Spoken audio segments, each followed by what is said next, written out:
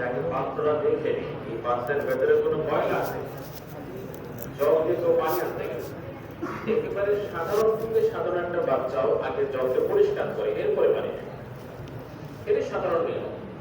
তাহলে মূল্যবান জিনিস কোনো পাত্রে যদি কেউ রাখে, অবশ্যই সেই পাত্রে রাখার আগে পাত্রকে পরিষ্কার করে এরপরে রাখে, তাহলে সেই জিনিস যত্নবান থাকবে, ভালো থাকবে, ব্যবহার করা যাবে, খাওয়া যাবে, পান করা যাবে।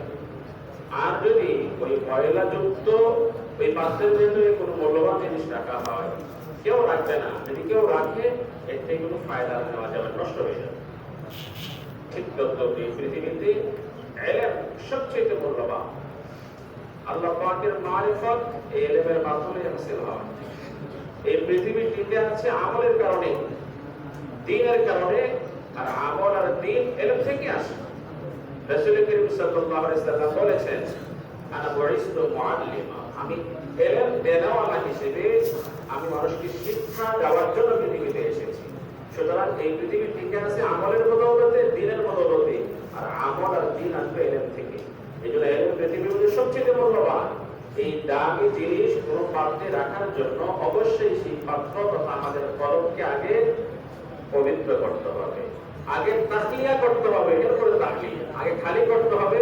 যদি আমাদের কলম, আমাদের অন্তর গুনাহমুক্ত হয়, তাহলে ইলম যত অল্পই আসুক না কেন সেটা দীর্ঘস্থায়ী হবে এবং মূল্যবান হবে। এই অল্প ইলম দিয়ে পৃথিবীতে অনেক কাজ আল্লাহ পাক আমাদের হাতে রাখবেন। আল্লাহ তাআলা আমাদের সকলকে বোঝার আমাদের তৌফিক দান করেন। এই পর্যায়ে আমাদের সম্মুখে মূল্যবান নসিহত নিয়ে আসছে হযরত জামিয়া উস্তাদ হযরত মাওলানা জুবাইর আহমদ সাহেব হাফিজাহুল্লাহ।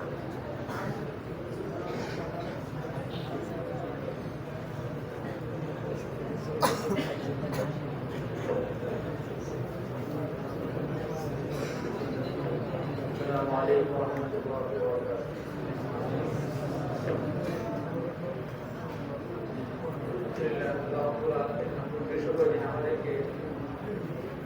আমাদের পক্ষ থেকে পর্যন্ত আমাদের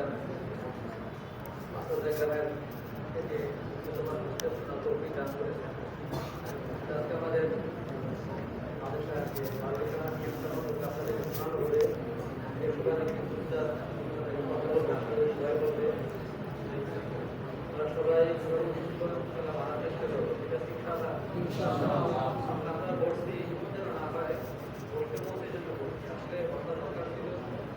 অনেক আগেই যেটা আজকে একটা সময় নির্ধারণ করা হয়েছে, এই নিয়ে যে সবাই দেখা গেছে আমরা কথাগুলো অনেক আলোচনা করছি, তারপর অনেক বলতেছে আমাদের আমাদের মধ্যে আসবে অনেক বিষয় আছে আমাদের আজকেগুলো আমরা থেকে মানার চেষ্টা করবো। এর মধ্যে একটা বিষয় আমাদের